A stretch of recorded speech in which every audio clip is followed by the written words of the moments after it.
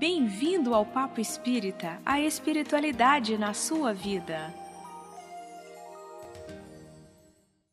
A velha ilusão da aparência. Esse é o tema do Papo Espírita de hoje, comigo no estúdio virtual aqui da Comunhão Espírita de Brasília. As minhas colegas, Miriam dos Anjos, Thelma Alves. Prontas, meninas, para o nosso bate-papo? Um bate-papo que veio a partir do capítulo 22 desse livro aqui, que se chama Reforma Íntima Sem Martírio, que foi escrito pelo espírito da irmã Cidufo, com a psicografia do médium Vanderlei Oliveira. A reflexão começa com um texto do capítulo 9 de O Evangelho segundo o Espiritismo. Diz a mensagem: não basta que dos lábios mandem leite e mel, se o coração de modo algum lhes está associado, só há hipocrisia. Aquele cuja afabilidade e doçura não são fingidos nunca se desmente. É o mesmo, tanto em sociedade como na intimidade. Sabe-se que pelas aparências se consegue enganar os homens, a Deus ninguém engana. Então, esse vai ser um bate-papo que a gente tem entre nós, né, Miriam e Thelma, já conversado bastante sobre essa mensagem. Irmã, se ela vai nos falar da ilusão e da hipocrisia das aparências, especialmente quando nos colocamos no trabalho da nossa evolução espiritual. Então, eu queria começar, Miriam e Thelma, o que é que a irmã se chama de vício da santificação? Miriam, quer começar? Começo. O papo de hoje, ele não é fácil, né? Eu estava comentando com a Thelma que porque é fácil da gente conversar sobre alguma coisa que a gente já passou pelo processo e aprendeu. O processo de entender, né, essa questão da aparência, de permitir que a personalidade se sobreponha ao que realmente somos, é um processo em aprendizado. Então, ele fica quase que meio emperrado, a gente comenta, mas, na verdade, o papo, para mim, o que eu falo entra pelos meus ouvidos para que eu sedimente em mim essa necessidade também. Então, você falou, e a irmã Cidufo iniciou, falando sobre vício da santificação, né? Todos nós estamos sujeitos à lei do progresso, é inevitável. E a lei do progresso está intimamente relacionada com a questão das virtudes, de sermos seres que partem da ignorância a seres virtuosos, né, a seres perfeitos. Só que nós somos ainda, nesse nosso estágio evolutivo, bastante imediatistas, né? Então a gente quer aparentar mais do que ser virtuoso perante o grupo que convivemos, perante a família, e atropelamos. E ela vai nos dizer que esse é um pensamento primário e inconsistente que a gente tem. E somando um pouquinho a Hamed, né, ele vem dizendo que esse vício da santificação é quando nós temos um cuidado exagerado com o outro, espelhado numa superproteção, espelhado no inconsciente de sermos responsáveis pela escolha das pessoas, pelos seus sofrimentos, né? Pelo seu bem-estar. E a gente acaba inibindo nessa superproteção, achando que nós temos a verdade, por isso podemos conduzir a vida do outro, invadindo a sua individualidade, mais do que isso, inibindo, impedindo que eles vivam os seus projetos de vida. Cada um de nós tem projetos de vida diferentes. E no vício da santificação, por acharmos que somos extremamente virtuosos, se estivermos super protegendo, por exemplo, os filhos, se estivermos exageradamente cuidando dos nossos próximos, ou numa atividade caritativa, né? Nós estarmos levando, né? Levando no sentido de abastecer a necessidade do outro, né? Então, o vício da santificação é um exercício para que a gente entenda que ser virtuoso não está no comportamento. Ser virtuoso está na insistência, na persistência de desenvolver as virtudes em nós, né? Isso aí, Thelma. Exatamente. É uma ilusão que a gente cria, né? Isso, e muitas vezes somos inconscientes nessa atitude. Nós não temos consciência nesse processo. Por isso que existe esse trabalho de autoconhecimento, de se parar, falar assim, nossa, eu estou indo demais. Porque a gente, às vezes, projeta situações que não faz parte do nosso contexto de vida. Então, isso é um processo doloroso a partir do momento que vamos descobrindo, né, nos desiludindo, na verdade, em relação a tudo isso, né, descobrindo que esses vícios só faz agravar nosso processo de dor e sofrimento. Deixa eu contextualizar aqui esse livro, O Reforma Íntima Sem Martírio, né, ele é escrito principalmente para nós, né, principalmente para nós espíritas. E ele toca muito nesse trabalho nosso de reforma íntima, a gente chama no movimento espírita, né, no mundo da doutrina espírita, a gente chama desse burilamento, desse autoconhecimento que a gente vai fazendo, que vai nos permitindo identificar, né, aquelas imperfeições, aquelas questões mal resolvidas que nos fazem agir de uma forma ou de outra, para que a gente possa, ao se conhecer, ir aos pouquinhos tomando consciência, né? A gente diz que é o primeiro passo, tomando consciência daquilo que nos impede de sermos melhores, aquilo que nos impede de agirmos com mais assertividade, com mais firmeza e mais propósito, né? Mais direção. E ela fala nesse capítulo 22, que a gente escolheu aqui para bater um papo com vocês, sobre quando a gente começa nesse trabalho, né? Principalmente, e que de caridade, né? De a gente buscar conhecimentos evangélicos, que muitos de nós acabam achando que basta isso para a gente estar num momento mais elevado, já termos feito um grande salto evolutivo. E aqui, nessa mensagem, ela vai mostrar que isso ainda é uma ilusão, e nós vamos continuar aqui. Nessa mensagem, a irmã Cidufo fala o seguinte: hipocrisia é o hábito humano de aparentar ser o que não é, em razão da necessidade de aprovação do grupo social com o qual convivemos. Intencional ou não, é um fenômeno profundo nas raízes emocionais e psíquicas, que envolve particularidades específicas de cada criatura, mas que pode ser conceituado como atitude de simular, antes de tudo para si mesmo, uma imagem ideal daquilo que gostaríamos de ser. É pesado, né? Então, vamos lá, começando pela Miriam. Como a gente pode observar em nós, se a gente está vivendo esse movimento de necessidade de aprovação de um grupo social e querendo aparentar o que ainda não somos? Nossa, aí aborda duas coisas importantes. Uma é o desejo de ser aceito e o desejo de se sentir pertencido a um grupo. Seja o grupo familiar, seja no grupo profissional, seja numa congregação religiosa mesmo, né? Num grupo que a gente faça parte. Porque ser aceito e se sentir pertencido é uma necessidade da nossa condição humana.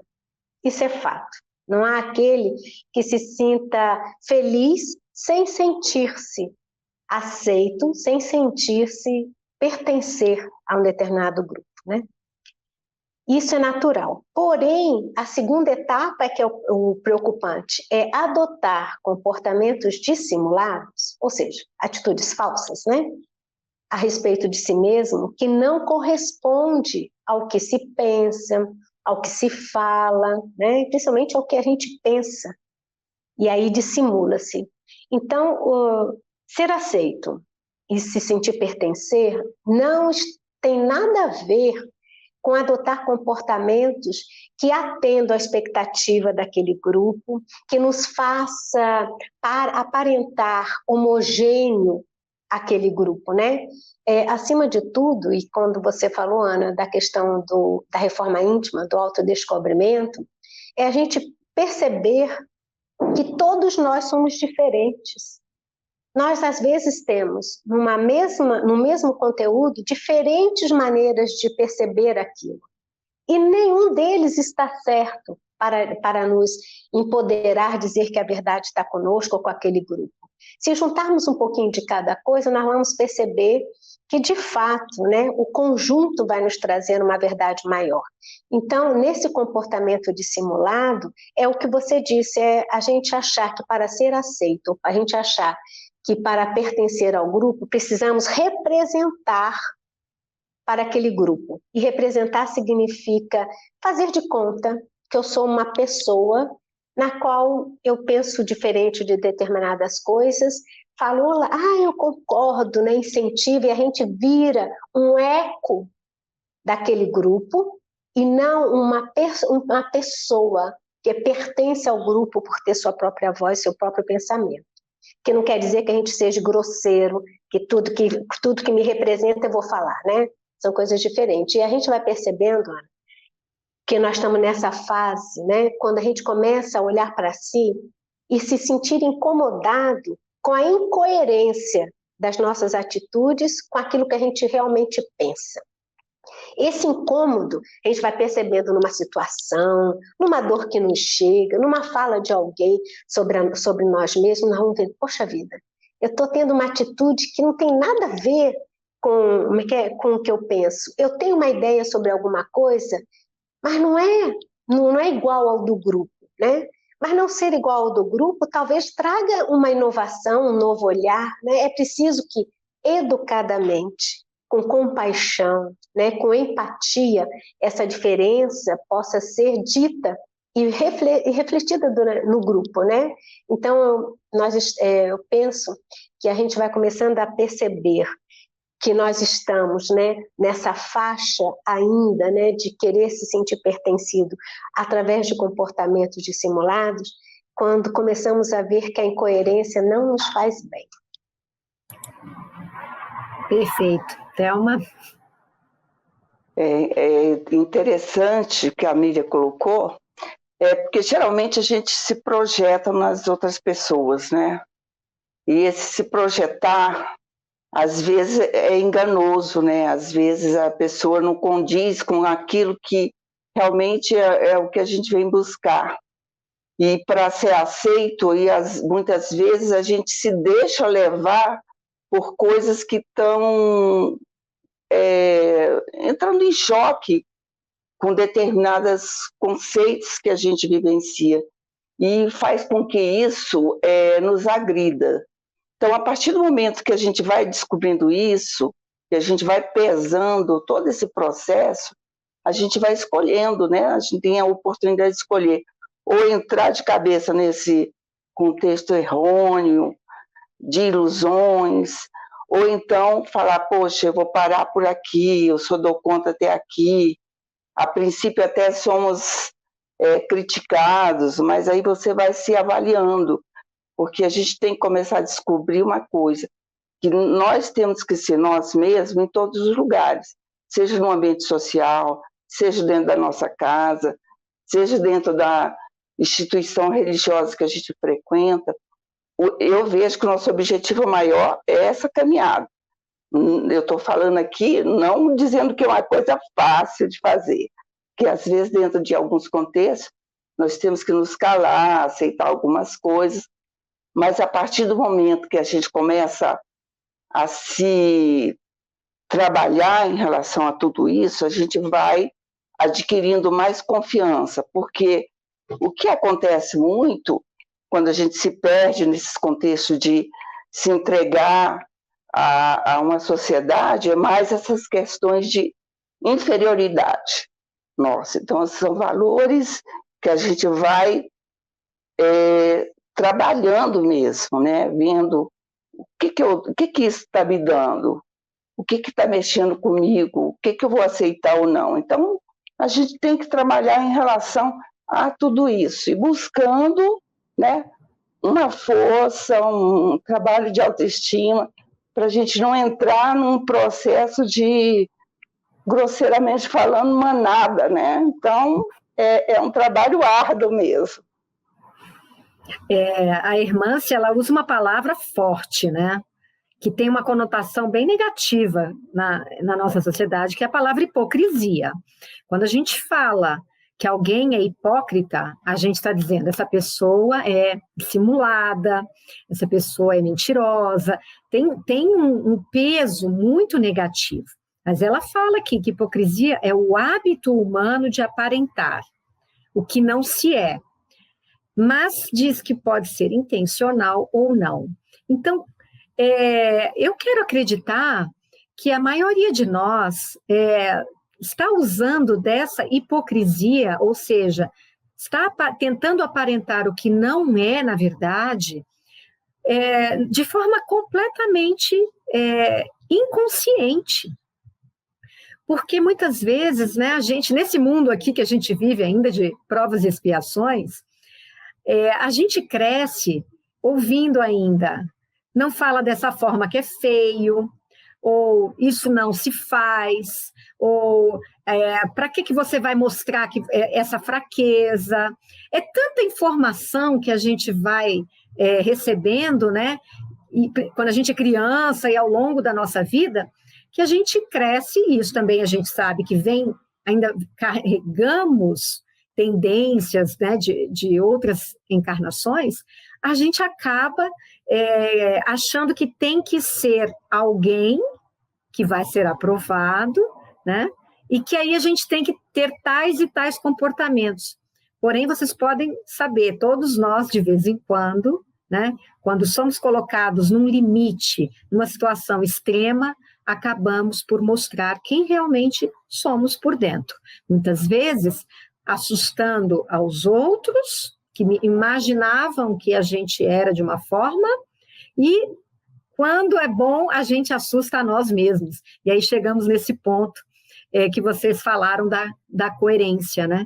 Quando a gente descobre, pera lá, como é que eu estou demonstrando essa raiva, esse ódio aqui, sendo que eu quero aparentar que sou uma pessoa boa, né? Então, é nesse momento que a gente vai iniciar esse trabalho que a irmã está nos convidando a fazer, né? De observar em nós quem nós somos e qual é o comportamento, o que eu estou querendo passar para a plateia, mas que não está ainda dentro de mim, né?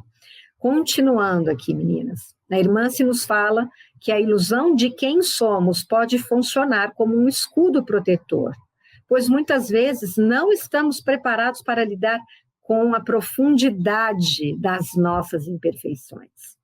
Ela diz, no entanto, quando nesse processo existe a participação intencional de ações que visem impressionar os outros com qualidades ainda não conquistadas, principalmente para auferir vantagens pessoais, então se estabelece a hipocrisia.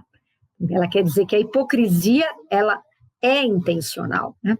Quando estamos num trabalho sincero, de busca de nos melhorarmos inicialmente, e nos deparamos com a própria hipocrisia, como podemos acolhê-la e trabalhá-la, Miriam?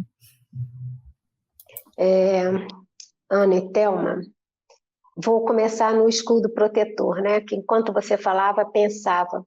Nós seres humanos, né? Encarnados e desencarnados, estamos no planeta de prova e expiação, já em processo, né, de finalização desse nível de evolutivo, ainda em fase de despertamento da nossa consciência, né?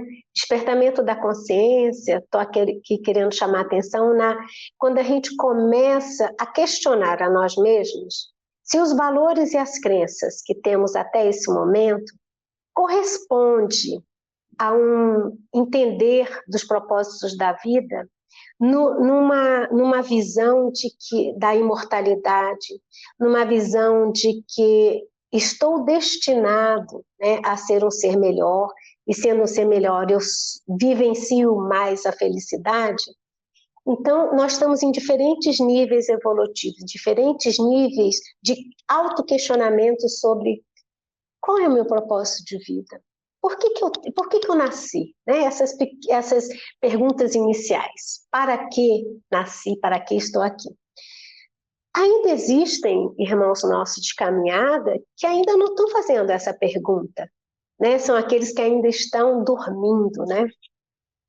Ou estão no estado de sono ainda, né? Sonhando, porque eles vivem dentro dessa atmosfera do planeta encarnado, vivem em função da sua própria sobrevivência, vivenciando prazeres, buscando poder, buscando ostentação, né? Buscando coisas que são satisfeitas pelos nossos 5 sentidos.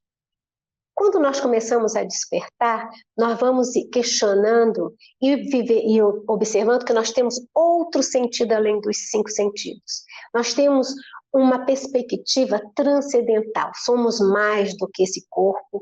A vida e o mundo é mais do que a Terra nos oferece nesse momento, né? Então, enquanto a gente está nesse estado de inconsciência, de estarmos dormindo em termos de consciência, não é possível a gente começar a ter vislumbramentos daquilo que eu realmente sou. Imagine, eu me acho uma pessoa super inteligente, por isso tenho altos postos no meu trabalho, me sinto superior, isso me traz um poder imenso, amo ser honrado, né, no meu ambiente, as pessoas me respeitam por isso. Eu vivo em função disso. De repente me chega a ideia de que, sinto muito, a tua inteligência para usar para você também em benefício dos outros, mas sinto muito, tu não é mais do que os outros, não. Porque o que você é aquilo que você vai levar para o mundo espiritual. E talvez a tua inteligência não tenha lhe proporcionado 1 centímetro a mais de possibilidades de melhoria do que aquele porteiro, do que aquele, às vezes, que está no serviço mais humilde, já despertou para isso, mas não teve a inteligência cognitiva suficiente para competir com você, a inteligência, sabe? Então, esse ser, ele não dá conta de aceitar que ele não é tudo isso que ele é. E há na providência divina tanta compaixão que as coisas acontecem devagar, no ritmo em que a gente também estabelece, né?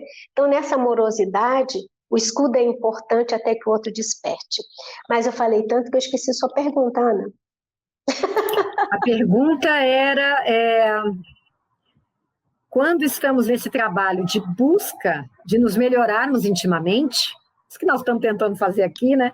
E nos deparamos com essa nossa hipocrisia, como a gente a acolhe e a trabalha.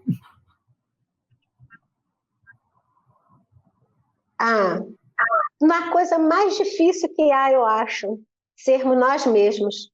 Quando a gente aceitar um processo de autodescobrimento e começar a se assumir o que exatamente é, nós vamos deixando a hipocrisia de achar que temos que corresponder às expectativas dos outros.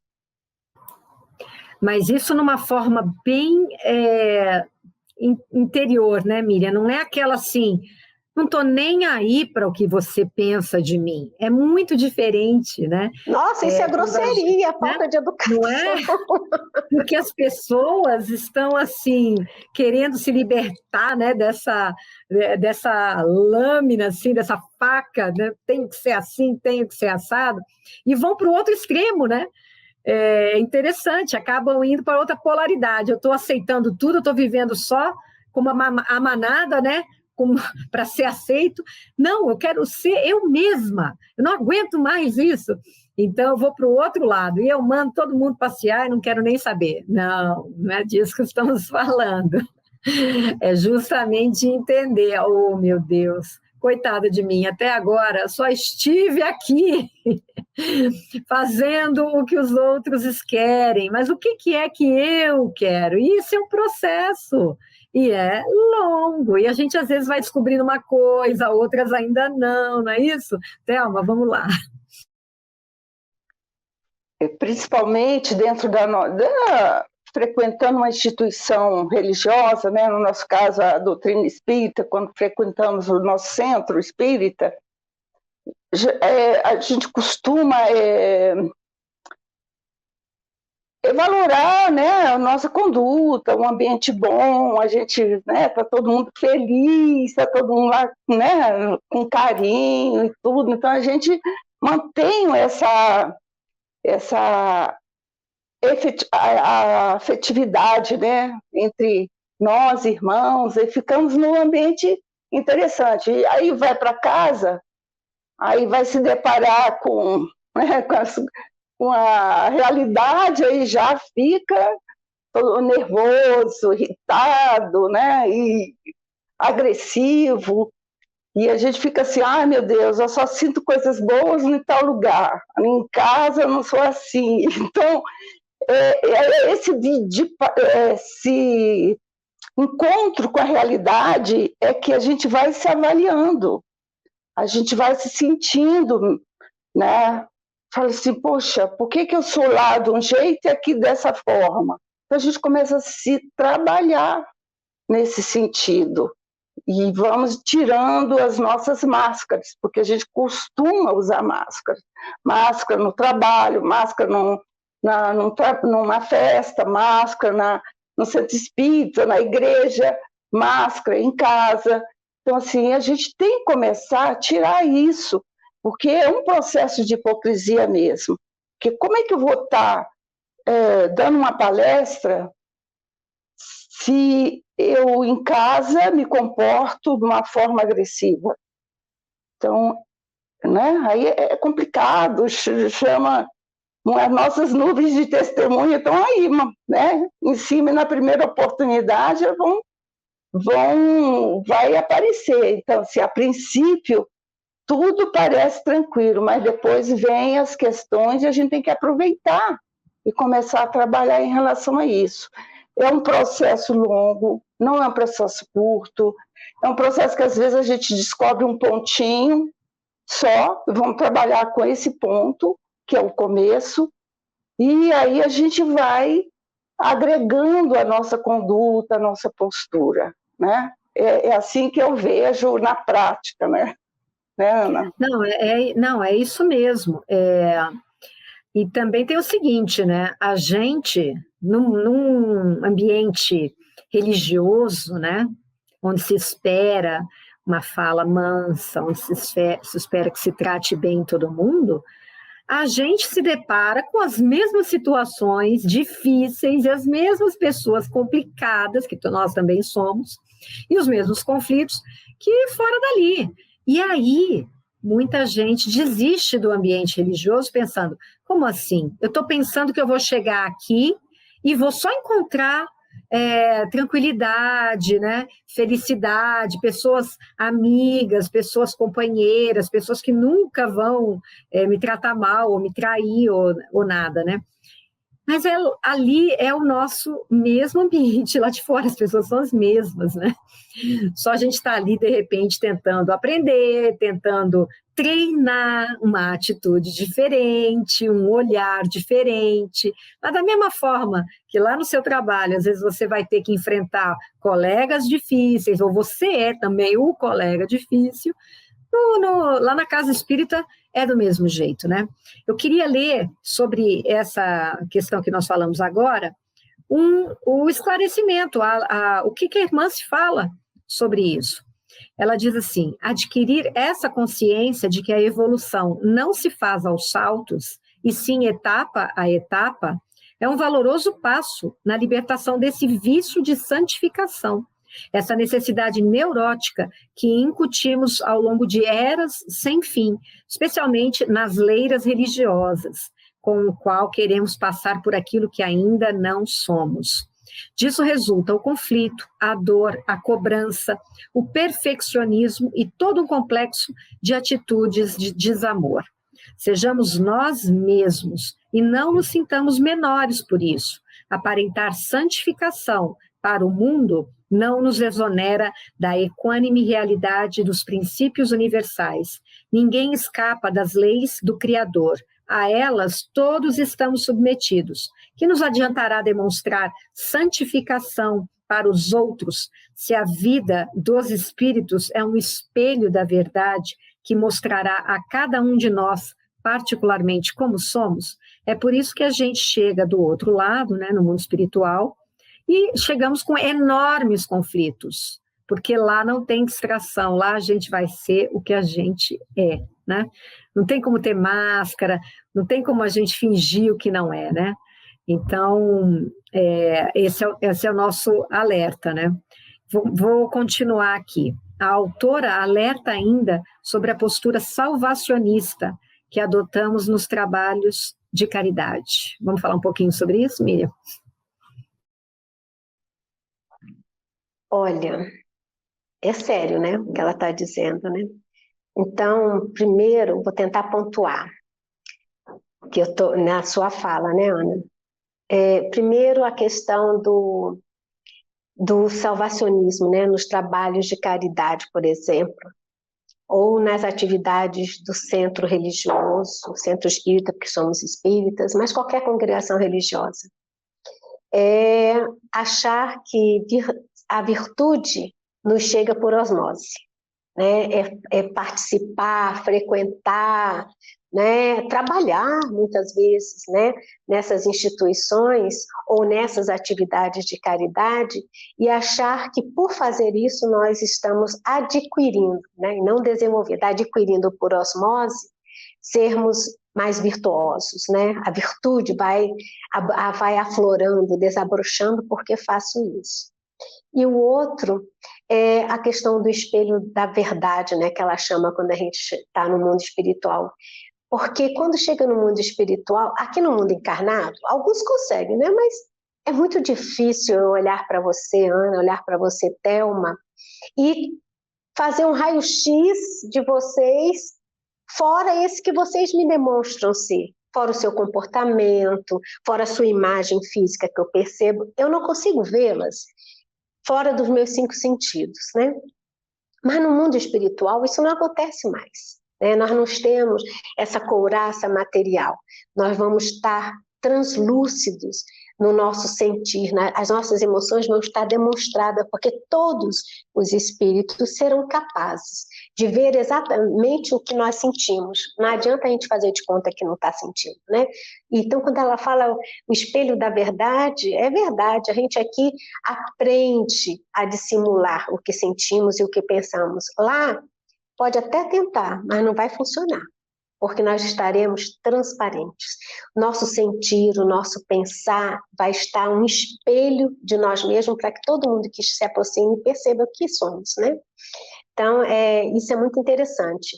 E o trabalho salvacionista nas atividades de caridade, se nós estamos nesse olhar salvacionista, nós já começamos isso uma vez em outro Papo Espírita, se não me engano, quando a gente falava sobre amadurecimento. E uma Remance também fala do vício, né? Quando começamos do vício da santificação. Nós desrespeitamos as reais necessidades do outro porque nós identificamos a sua necessidade por meio do filtro da minha vivência.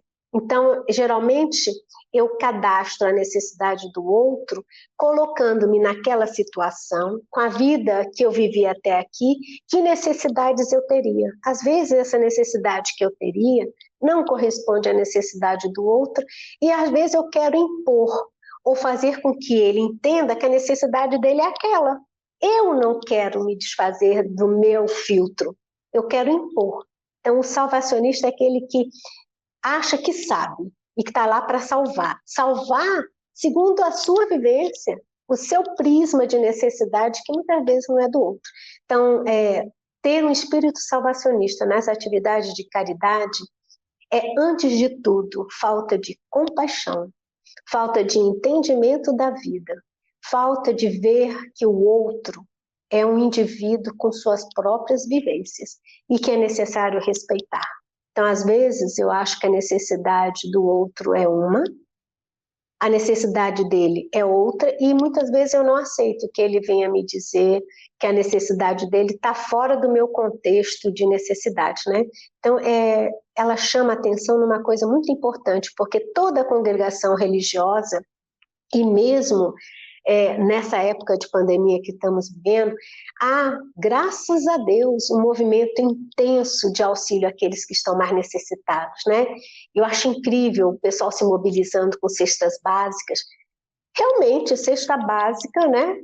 Aquele que está desempregado, Gente, que dificuldade de poder alimentar a sua família. Mas também existem outras necessidades que vêm junto, e é a nossa possibilidade de deixar que o outro exprima a necessidade além da questão da cesta, por exemplo, vai fazer com que ele se reequilibre dentro de uma situação difícil, né? Não sei se consegui ser clara no que eu estou pensando, Ana, mas é nessa linha de pensamento. Não, perfeito. Eu penso também que, além daquilo que você falou, nos trabalhos que às vezes a gente faz,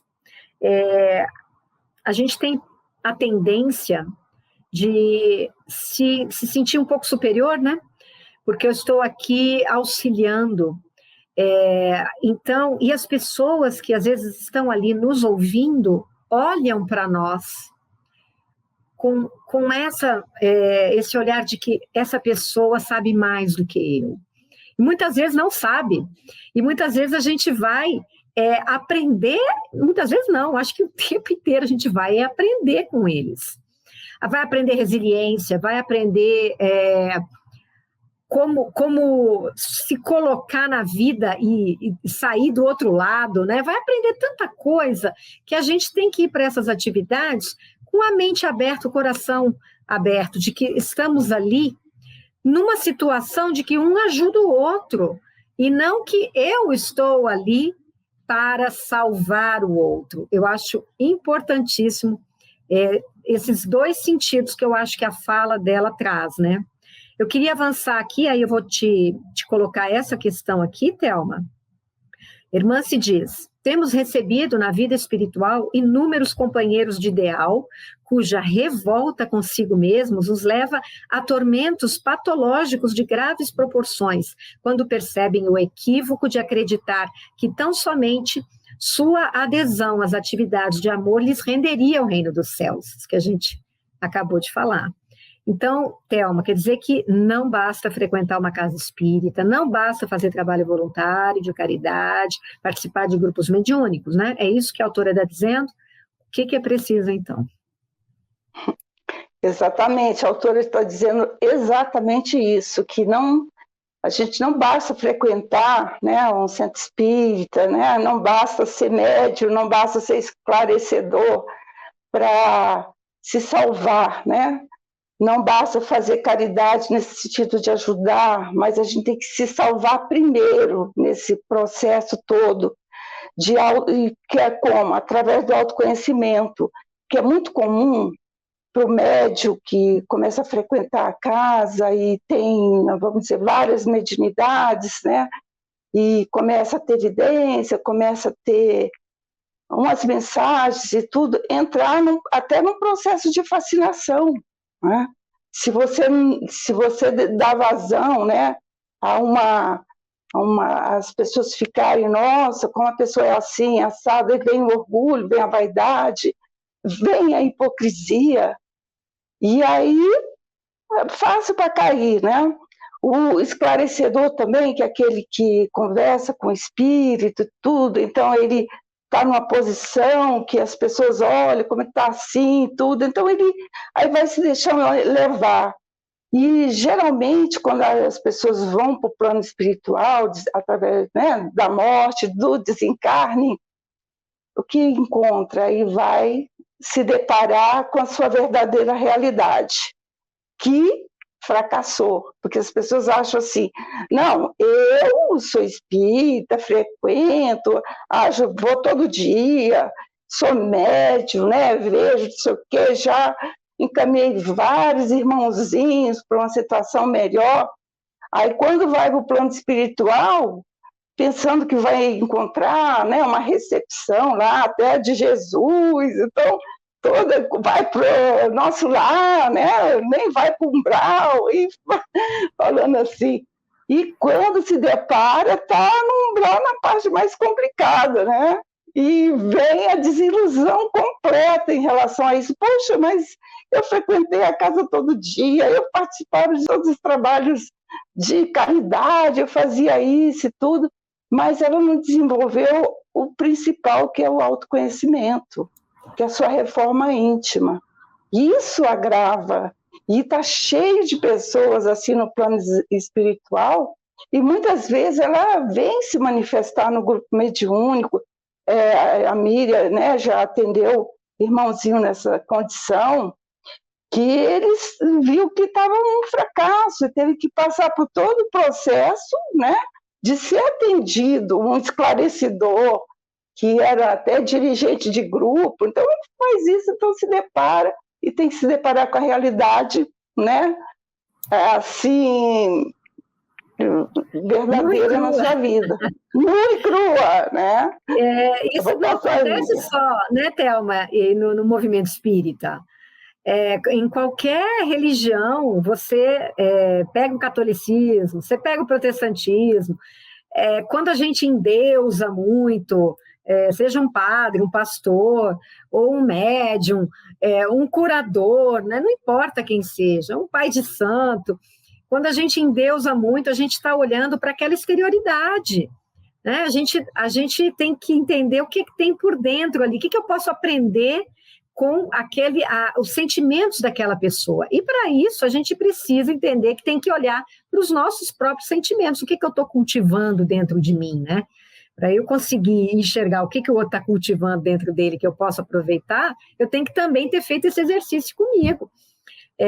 Vamos passar aqui para a última questão do programa, porque já estamos aqui no finalzinho. Ana, fale, pode falar. Posso só colocar uma coisa que eu acho que faz parte dessa, só chamar a atenção rapidamente.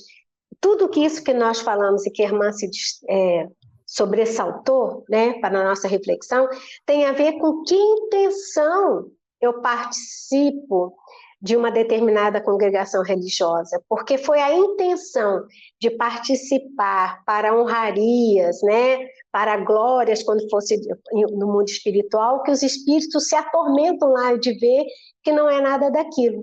Embora a intenção seja essa, errônea, está certo que aqueles que recebem seus benefícios, que são atendidos, eles realmente são acolhidos, atendidos, né? As suas ações para o outro, realmente os beneficiados assim se encontram. Porém, por causa dessa intenção errônea, ele não constrói nada para si, como vocês duas falaram, né? E me lembrei rapidamente aqui de Buda, quando ele fala dos 8 caminhos para que a gente vencesse a dor. Um deles se chama reta intenção, ou seja, nada que nós façamos na vida, ela deve ter uma segunda intenção. A gente deve ser muito coerente com as nossas intenções, né? É o que vocês estavam falando. Pode seguir, Ana. Não, é isso mesmo. Irmã Sidufo nos alerta, ao final do capítulo, que devemos nos soltar definitivamente de todos os grilhões do terrível sentimento do fingimento. Para encerrar esse bate-papo, como estamos lidando com esse sentimento dentro de nós? Quer falar, Thelma?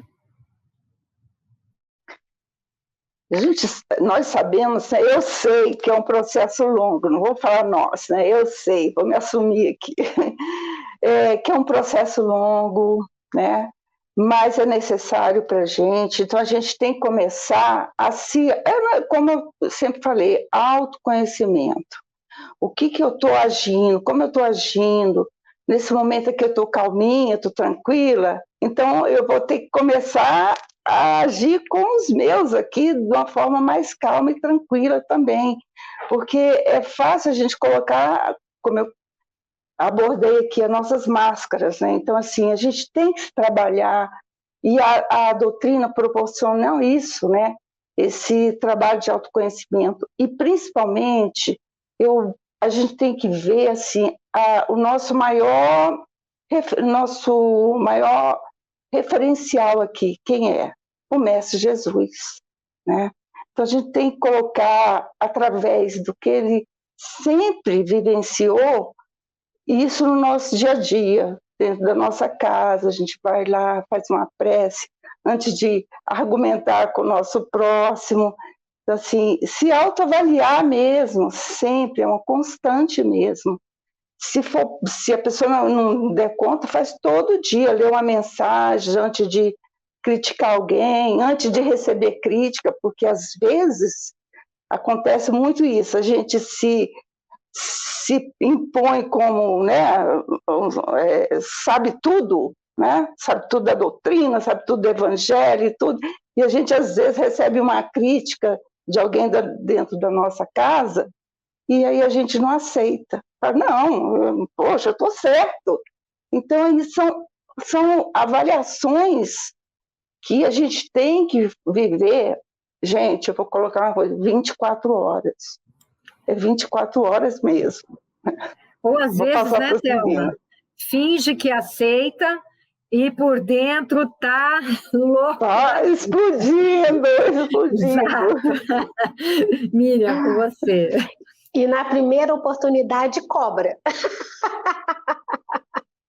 Não é? Essa coisa mesmo. De fingir, esse comportamento de dissimular e de fingir, né, de criar máscaras que nos sejam convenientes, é um exercício, porque nós temos por cultura exatamente isso, né? Uma série de falas, de crenças, de valores que nos chegam, que fortalece esse tipo de comportamento. Então, não há aquele que já esteja livre, né?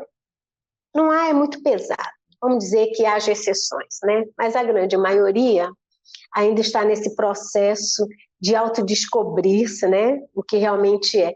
E me lembra que, para encerrar, por causa do nosso tempo também está esgotando, Ana, que primeiro é importante ler esse capítulo do livro de Hermance, porque é fantástico. Tem muito mais coisas que ela desenvolve, né? E que mereceria. Nós estamos apenas pensando, né? As coisas importantes. E uma das coisas que ela falou, que a primeira coisa para dissolver em nós essa tendência de dissimular, de fingirmos sermos o que não é deixarmos de fazer mal a nós e ao próximo. Já é pesado, né? Deixar de fazer mal a nós e ao próximo. Quem que enxerga que está se fazendo mal, né? Exato. Aí ela diz que depois que a gente consegue isso, que rapidinho, né? 24 horas trabalhando, né, Thelma? E ainda assim, ralando, a gente não consegue muito bem ainda. Ela diz que o próximo passo é criarmos todo o bem ao nosso redor.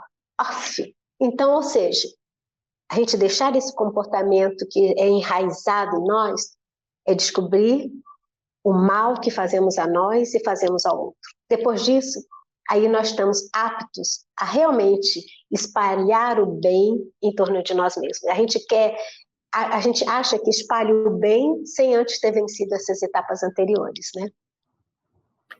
E eu vou finalizar com o meu próprio depoimento e dizer para vocês que assim que eu comecei a estudar a doutrina espírita, lá há mais de 10 anos, eu comecei a entrar em parafuso com aquilo que eu estava aprendendo e quem eu estava enxergando em mim, que eu não tinha nem ideia de quem eu era. E comecei a ficar em pânico. Opa, como é que eu vou resolver essa confusão aqui dentro? E aí eu chego na comunhão com todos esses questionamentos, pela primeira vez olhando para mim dessa forma, e me deparo com esse livro, Reforma Íntima Sem Martírio.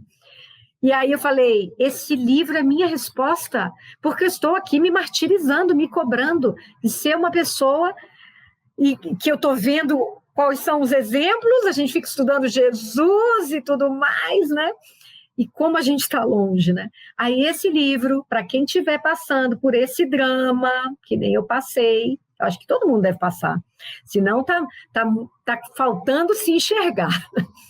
Eu recomendo o livro, porque a irmã justamente vai falar isso que nós trouxemos para cá. É um processo. Não somos salvadores de ninguém, não vamos salvar ninguém.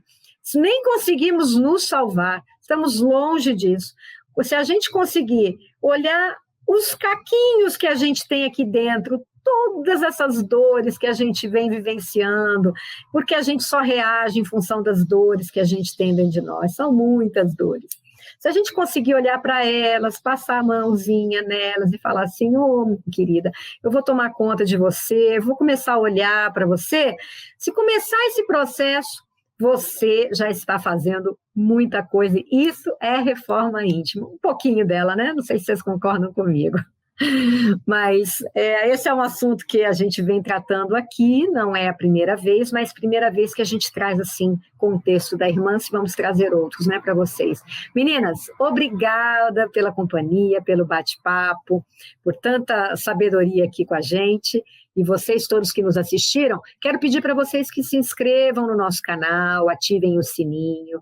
Se vocês gostaram, deem o like. Agora, principalmente, compartilhem com quem vocês acham que vai gostar desse bate-papo e comentem também, porque cada vez que tem um compartilhamento e um comentário, o YouTube trabalha para que isso seja espalhado, esse conteúdo também vá para a timeline de pessoas que às vezes não são inscritas e não nos conhecem, e às vezes vai abrir uma portinha de entendimento para outras pessoas, tá bom?